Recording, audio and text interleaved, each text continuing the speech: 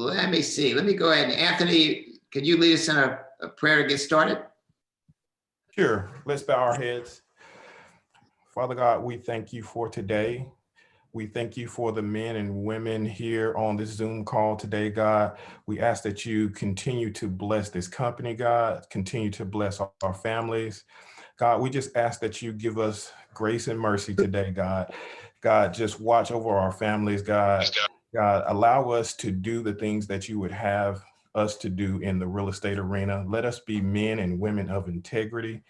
God, allow the speaker to put forth the message that it is clear and understandable, God, and we receive it, and let us do everything in your name. We pray. Amen, Jesus. Thank you, Anthony. Appreciate that. All right. So it looks like we have a good number here, 18. And, I know a lot of y'all attended the seminar or heard part of the seminar with Mike Ferry last week. And, always get some good takeaways from there. And I'm going to kind of go over that a little bit. But let's start like we always do with Joe Donovan from Atlanta right now. Joe, tell us what's happening in the mortgage market. All right. Hey, it is starting out, well, the week started out a little slow, started picking up steam yesterday, and today is hair's on fire right now. So a lot of numbers, a lot of economic numbers released this morning. New record for average loan amount, 395,200. Hit another all-time high. So the average mortgage loan amount here in the United States is now 395,200. November sales home prices up 9% month over month. We're seeing, again, more rapid inflation in home prices. There's just a lack of inventory. We looked up here in two of our MLS sectors yesterday. There's not a single property listed for sale under 300,000. Not one.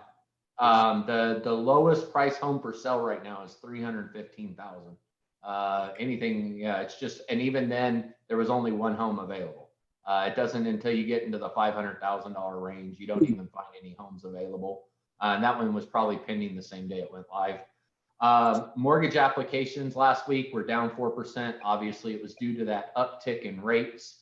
So you'll probably see a lot of news coming out about mortgage rates on the rise. Well, that was last week. I'll tell you, I'm watching the feeders live. So what I'm giving you is live data.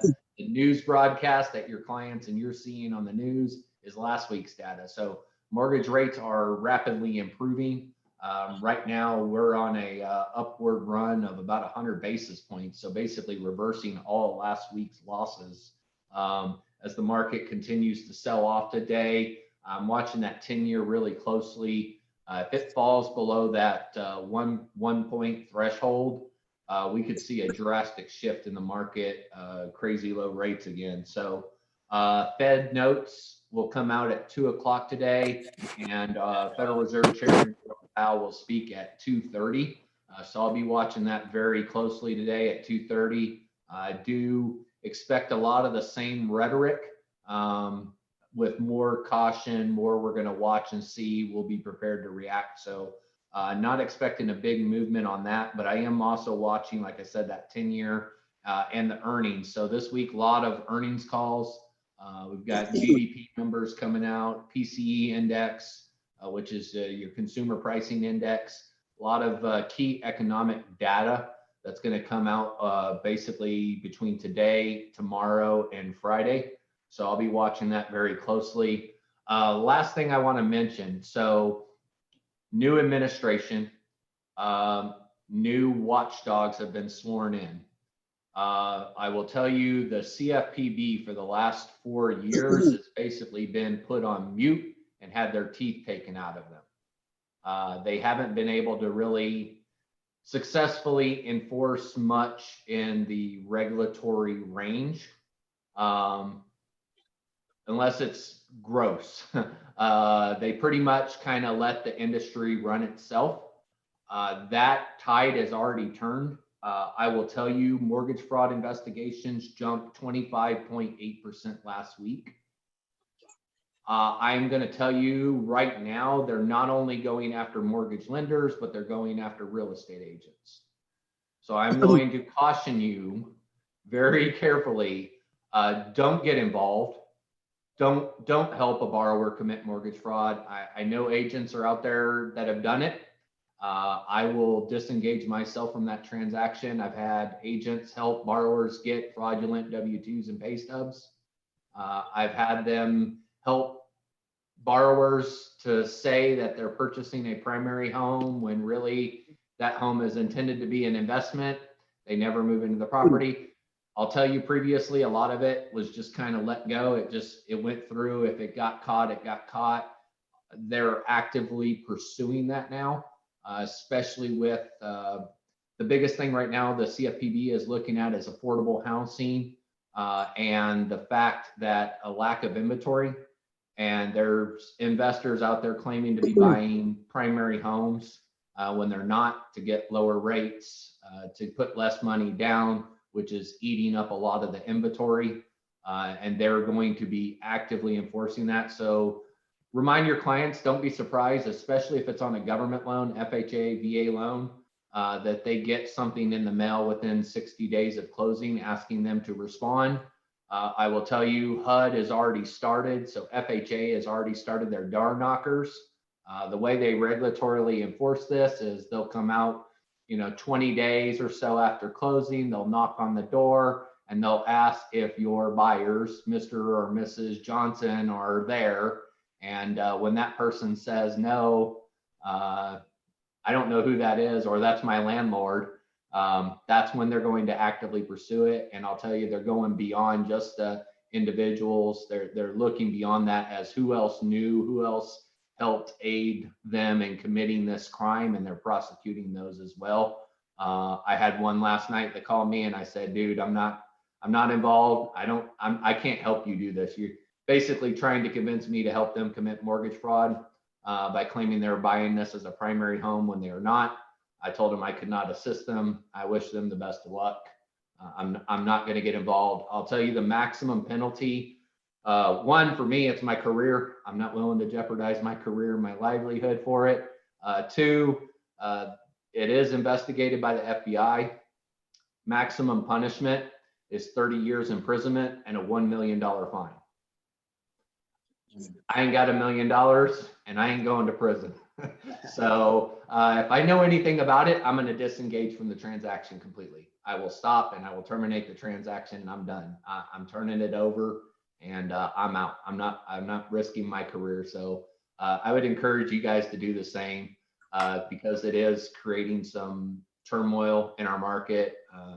In fact, the one I dealt with last night had purchased a primary home using a VA home loan, 100% financing, with the assumption that he was moving from on post to off post, when in reality he bought the property within 30 days. It was already listed on Airbnb 30 days after closing. And then now 9 months later, he's wanting to buy another primary home in the same market area, same bed and bath count. And I said, sorry, dude, I can't help you here. I'm not getting involved. Good luck. Maybe go talk to Navy Fed. You can get them shut down. I'm not playing that game. So yeah, just watch the regulators are out. They're actively working. I mean, they were sworn in that first week. They went to work. We had several files pulled and audited, and they are digging their teeth in real quick. I would expect that to pick up steam and continue over, at least the next 4 years. So just be cautious. It's pretty typical with a Democratic. It is what it is. So that's a normal cycle. We go through it, every 4 years in the mortgage industry. So I'll tell you, from a compliance aspect here, our compliance auditors are getting more and more strict. So if we're asking you for amendments to contracts or initials and stuff like that, just understand it's because we're being so heavily regulated and audited. We can't afford those fines. Those fines start in the millions and they add up. I mean, they start slapping some of these big banks with 50, 60, $80 million fines. It can shut a company down pretty quick. We don't want to be Wells Fargo. Well, Joe, good information. I would also like to echo what Joe said. If you ever are involved in a transaction where you just don't feel right about it, they're not above board, get out of that transaction. There's too many others out there to waste your time and your career on that. So that's good advice, Joe. Joe, one question. So you're saying all-time highs in prices. So what you're saying though is after the prices went down in 2008, 9, and 10, they've come all the way back and then some, correct? Yeah, absolutely. I mean, that's a typical cycle. Yeah. Obviously 2008 was different than anything we'd seen before, but yeah, it's all supply and demand. Right now, there's a massive amount of demand and there's a very limited amount of supply. I have heard rumors, I don't know how true it is, that some of these companies like Knock and Open Door have properties and they've been holding on to them. They have properties, they have inventory, and they're kind of holding on to it, letting the market build up steam. My understanding is, and again, these are rumors, it's speculation, insider type stuff, but I guess they're planning on doing like a flood the market here in the coming months. So you guys don't have to deal with Knock and Open Door as much as we do in Atlanta Metro, but my understanding is that they have a very large amount of inventory that they are actively sitting on and not marketing, that they plan on flooding the market all at one time. If they do that, don't be surprised if all of a sudden we do see a turnaround or a price correction. Yeah. We really are anticipating around that 10% range. I see. Okay, well, Joe, I appreciate that. So remember, y'all, when you're talking to your sellers out there, prices are at all-time highs. A lot of them don't know that, but it's a great time to sell. And as we talked about so often, we need more inventory. So tell the story to your sellers that prices are at a great price right now. Properties are moving fast. So, Joe, I appreciate it. Thank you, sir. All right, let's get into, I know some of y'all were able to attend at least some of the Mike Ferry retreat last week. I know we were in Auburn last week. I know, see Debbie's on, she was there, Trina was there. And then we had it here in Columbus also. And some of y'all watched at home. So I want to just go over some of my takeaways. And if we have time, we'll try to get to your takeaways from it. That's always good information and you can never hear it enough. You know, sometimes it takes months and years to change your mindset. That's why you can never hear it enough. But let me just go over some of my takeaways and then we'll talk about it. So just a couple things. You know, obviously Mike is always talking about writing your goals down. So write your goals down and have a business plan to get there. So I would suggest you write your goals down and you review them often. So they get into your subconscious mind. So you automatically start moving in that direction. That's the power of a goal. So I would again encourage you to write it down and look at it often. Some people look at their goals every day, some every week, some every month. I would suggest at least every month. Okay, so write it down and it will make a difference. Mike is always talking about having a simple schedule and following it. So, you know, get yourself a calendar, you know, a simple schedule. Most of the time, this is the schedule that I would recommend. 9 to 11, you know, or 10 to 11, 9 to 12, time for prospecting. Because as you know, in this business, we already got to have a pipeline. So you have to continually prospect because as someone once told me, when you sell a deal in real estate, you're unemployed. So we got to keep that pipeline going. So a simple schedule, 9 to 11 prospect, 12 o'clock lunch, or maybe 11 to 12 administrative work on your paperwork. Hopefully you have a couple of deals going that you have to work on the paperwork. Take a break. 1 to 2, maybe reviewing property. 1 to 3, looking at property, knowing the market. And then 3 to 4, 5, 6, 7, hopefully we're showing property, we're setting listing appointments. So that's the ideal day. Again, try to stick to it. You can't always, things come up, but do the best you can to stick to that schedule. Again, we're we're independent contractors, but we're making real estate like a job. Okay. And we've got to be experts at what we do, and which means we got to go to work, every day. Okay. So try to stick to your schedule as best you can. I realize things come up, but have a goal of doing that. One thing you talked about is your best marketing or listings. Okay. Listings get your name out there.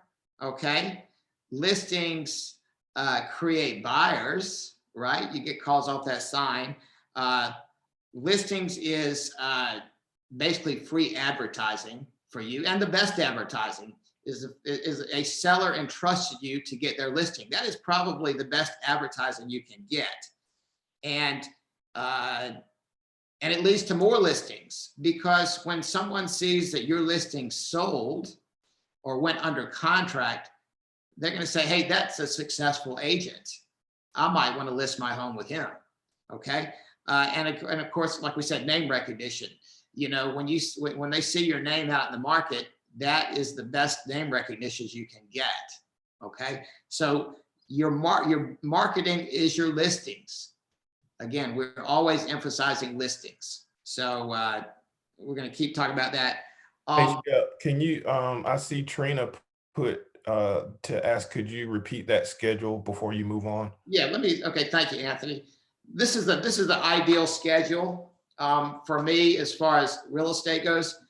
9 to 10 or 9 to 11 prospect. Set your goal for how many people you want to talk to. 11 to 12 administrative work. That means any paperwork on your deals. Probably going to take a little break from 12 to 1. Break your day up, take a rest. 1 to 2 or 1 to 3. Let's just say 1 to 3. Look at property, study the market. Okay. And you can either go to the property or look at it on Navica, study pricing, study days on the market, because you've got to be able to talk about the market if you're going to be a good listing agent. Okay. Especially 3 to 5 or 3 to 6, we're showing property and setting appointments. So that is the ideal day. Okay. Trying to get our 40 hours in a week, right? So that's it, Trina. That would be my advice. And again, do the real estate, things come up. You can't always stick to it, but try to the best you can. Thank you. Yes. Thank you, Trina. All right. Talked to a couple other agents. I said, what was your takeaway? So one of them told me practice scripts. Okay. Couple reasons to practice scripts. And I thought about this the other day. One reason we practice scripts is because we want to be thinking about real estate, and one way to be thinking about real estate is practice scripts. Okay. So it's kind of sounds crazy, but you got to be top of mind with yourself.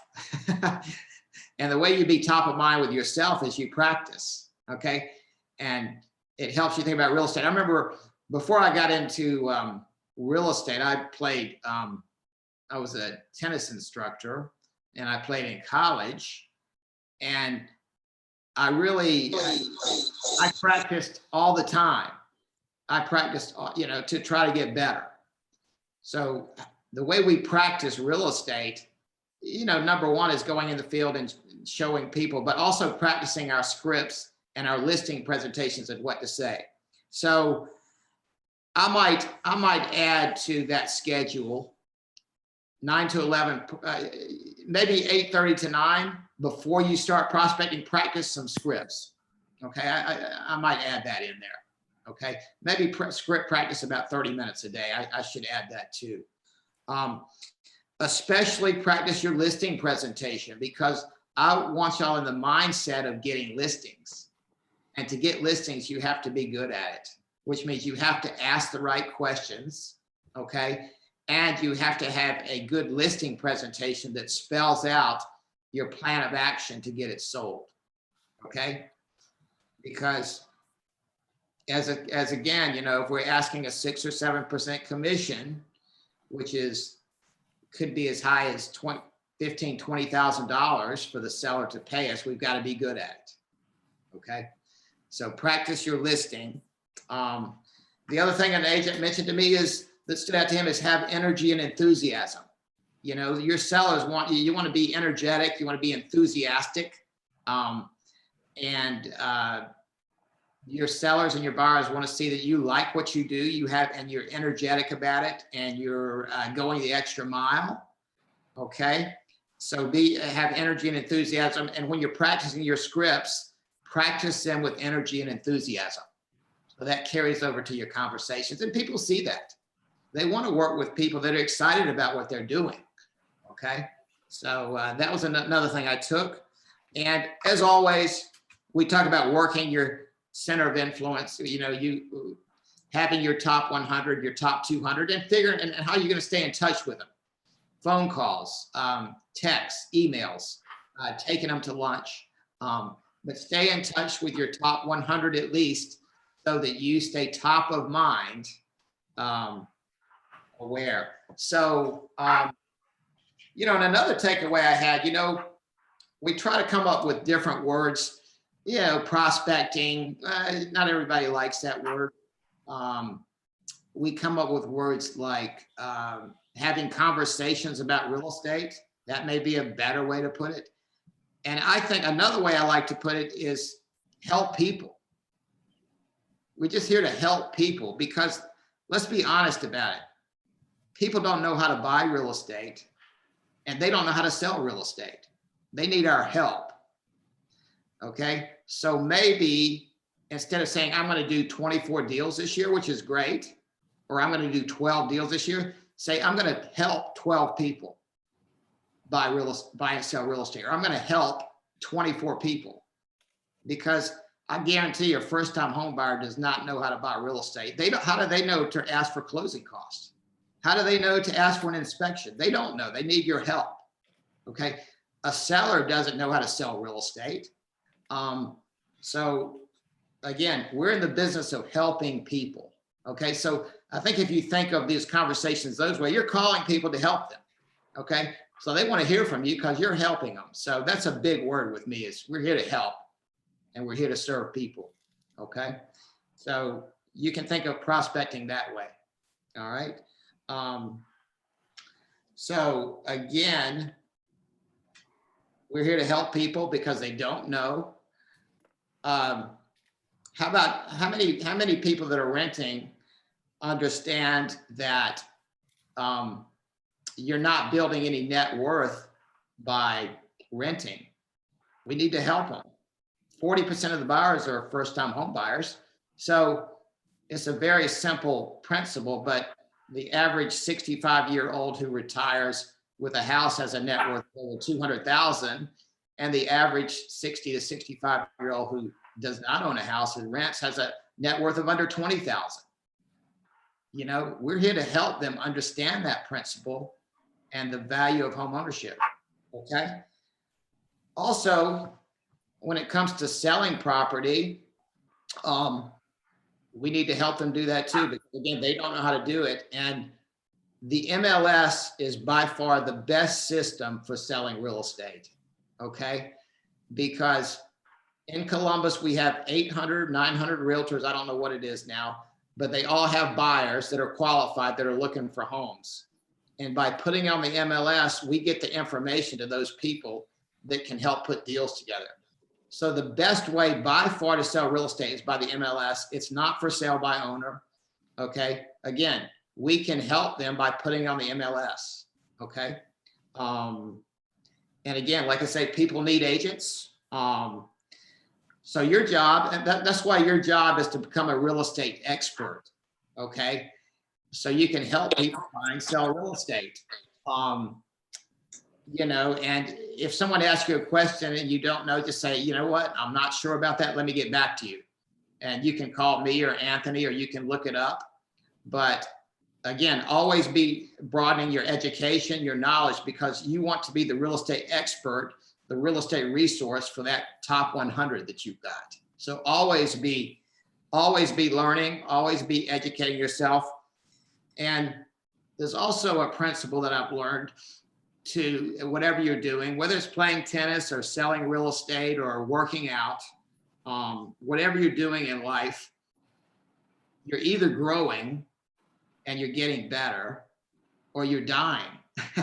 I know that's a strong word, but you're either getting better or worse. You're never staying neutral. Okay. So we are always striving to improve what we do. Okay.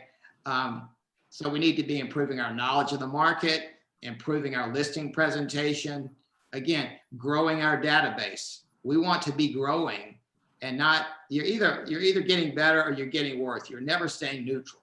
Okay. That's why we want to practice our scripts. We want to get better at it. Okay. So that's why we have these meetings, is to try to make you better at what you do. Okay. So those are some of my takeaways. Let me ask a couple people.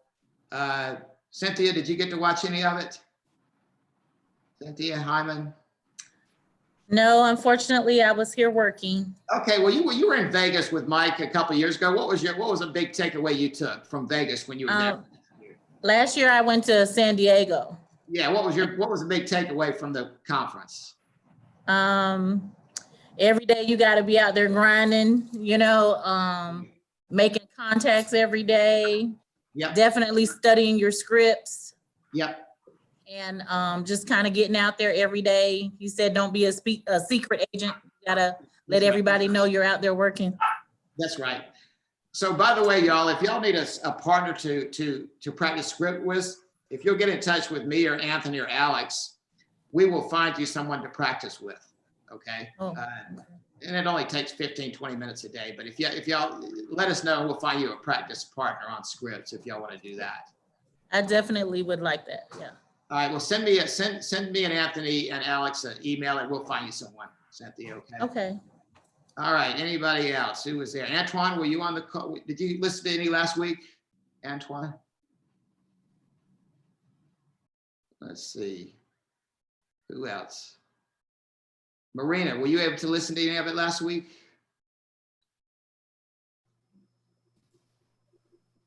Let me see, who else? Yeah, I know. Can I say I talked to Aisha as well, and she said she got a lot of good tips. I don't want to put her on the spot, but Yeah. if you're there after Marina, can you share with us also some of the things that you enjoyed, because you said that you really enjoyed it, and we'd love to hear what you got out of it. But I know Marina is actually about. Marina, Yeah, I'm here. I'm actually getting the car, driving to the office. I have to meet somebody at 12. So Okay, I'm in the car, but I hear you guys.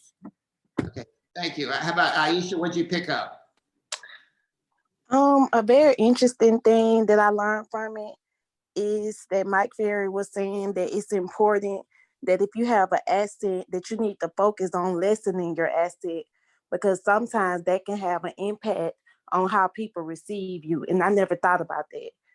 And he was also saying how it was important to strengthen your voice and use downswings when you're talking to people. So basically improving your communication skills. That's a good idea. So when you're doing your scripts, work on your voice inflections, right? Yes. Very good point. Excellent. And that comes through practicing scripts and working with your voice. Very good. Lily, did you have something you were going to say? Yes, and it's something that I have experienced. And so I'm talking from experience, because if I had done this 3 years ago, I'd probably be way up there by now. But one of the things that I start the program, I do well, and then life happens. And then I forget to go back and keep up the paperwork. But while you're building your skills and your scripts and getting all this business, I think the most important thing I failed on was my business plan, not following it to the T and not tracking my business. Yeah, tracking numbers. If I track my business more, I will, I'm thinking it's all in my head. I know I get this business, I know I get that, but if I put it on paper, I will see it more and it will stick with me more. So I will tend to prospect toward those more. So my next goal is to go back to that database again for the third time, but I'm gonna make it this time. And that's a good point, Lily. Life happens Yeah, And that's why we've got to continually read over and maybe even read out loud our goals, yes, because it's so easy to get off track and to try to get on that schedule. And you can't do it every day, yes, but But- write it down. but write it down and look at it often, and you'll find yourself, and you'll get back on track. But if you don't look at those goals, you'll drift off of it. That's why we say do it regularly. Good point. One of the things I think is very important also, Shep, is and it's basically talking about what Lily just said, is sometimes we don't go back and reevaluate, and we learn all of these things about real estate and things to do, but we never go back and look to see what brought you success the previous year. Yeah. So if you're doing a whole bunch of door knocking and spending a lot of time on that, and it didn't bring you success last year, don't keep doing it. So Yeah. look back at where your successes were and start incorporating more of that into your business plan for the following year. You know, if you keep doing what you always did, you're going to get what you always got. So reevaluate that and look and see what worked best the previous year. Right. So tracking your numbers help you discern what works and what doesn't work. Good point. Who else was there? I know Deborah and Auburn, you were there. Anything you had to take away? Any takeaways from it? Can you unmute yourself, Deborah? Just that we can all do it if we put in the time. Yeah. And that's why we, like Deborah said, we can all do it if we put in the time. And that's why we do the daily schedule. The daily schedules helps you put the time in, because remember, you're only going to get out of real estate what you put into it. Good point, Deborah. Anybody else have any comments? Okay. Very good. Very good. Okay. Always a couple of broker questions. Let's see. So like I say, I always come up with a couple of issues. So what happens when you make an offer and there's not an expiration date on it? You know, I've run into that a couple of times where we did not put an expiration date, and they went ahead and they sold it to somebody else. So remember, when you're writing your offers, put an expiration date, when to answer. And typically it should be at least 24 hours and 48, anywhere from 24 to 48 hours, I would say, you want to put an expiration date when you're making an offer. You know, you want to give the seller a little bit of time to think about it. So I've seen a lot of people just leave that blank and then they never answer them. So, which means they took another offer. So make sure you put an expiration date on your offers. That's kind of the thing I've seen lately here. Okay, Shep, on the new contracts, they have to put that date on there. Okay, good. Yeah, I like I say, I see people leave it. They'll make an offer and they will leave it blank, and But they can't anymore. okay, good.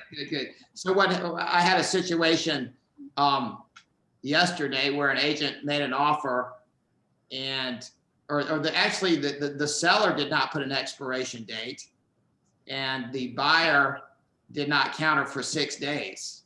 Okay. Oh my By the time I think they accepted the offer, they had accepted another offer, you know. So that actually in that case, the seller should have put an expiration date. Okay. So, but yeah, always remember that. My suggestion is 24 to 48 hours on the offer. Okay. Thank you, Lily. All right. Anything else out there? All right, y'all. So we're going to have a drawing. So I'm going to show you this monitor. Jim, tell us about this monitor we're going to have a drawing for. Monitor is a Acer 24-inch monitor that you can plug in with an HDMI cord to your laptop, to your TV, to your computer, and it gives you an extra little bit of capability to have, you know, multiple screen working. I've got a studio set up here at home, and I ain't gonna turn my stuff around, but I've got two 30-inch monitors now with my laptop, and I can have Navico on one, my tax records on another, something, Zillow on another, researching property. It makes research much quicker and easier to do. And of course, it's larger than normal screens are, so it's easier on your eyesight. Okay, so Jim has volunteered to donate this monitor that we're going to raffle off today. And again, it will help you with your office or your home office. So looks like we got about 30 on the call today. That's a good number. So we're going to try to get everybody in here and pick a number. Anthony, if you'll write a number down 1 through 30, we will try to get everybody in here today. Jim, we're going to leave you out. Is that okay? You don't want to win your monitor, right? I don't want to win the monitor back. No. All right, Deborah, how about a number for us? Number 5. Jennifer? 17. 13. 7. Oh, I thought you said Deborah, and I was slow to unmute my thing. Deborah Wright. Deborah Wright, 7. 17. Who? 17. 17. 17. Yes, sir. Deborah Wright. All right, so Jennifer, what number is that? 13. 13, good. Cynthia, what number? 8. What number? 8. 8. Lily?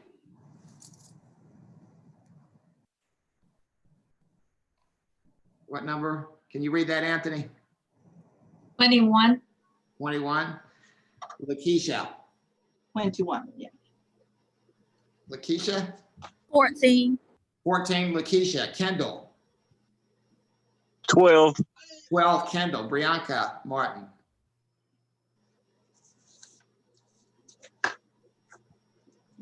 All right, Aisha, number? 18. 18 for Aisha. Delois? Delois? How about you, Felicia? I can't tell what's left, so I don't know. Or Delois? You can pick for me. I don't know what's left over. Oh, you can pick the same number. We'll have a tiebreaker. 10. 10, yeah, don't worry if you pick the same number as somebody else. We'll have a tiebreaker. Okay, Felicia. 4. 4 for Felicia. Leon? Leon Lane. Mine is 8. Brianka, you're 8. Okay, 25. Good. 25 for Leon. Remember Some one. people are putting them in chat, so you might want to check chat. Okay, yeah. Yeah, that's good. Let's see if we can check chat. Okay, Bobby. 11. Okay, Herman.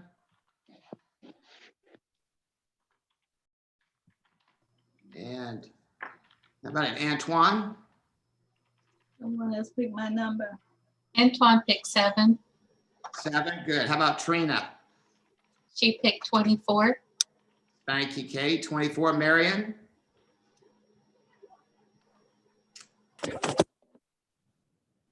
How about Helga? Helga picked 21. Okay, good. How about Marina?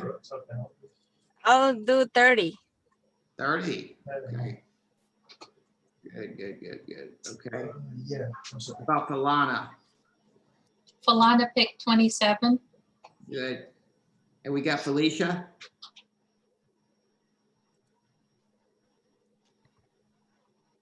Okay, we got a lot. Did I leave anybody out?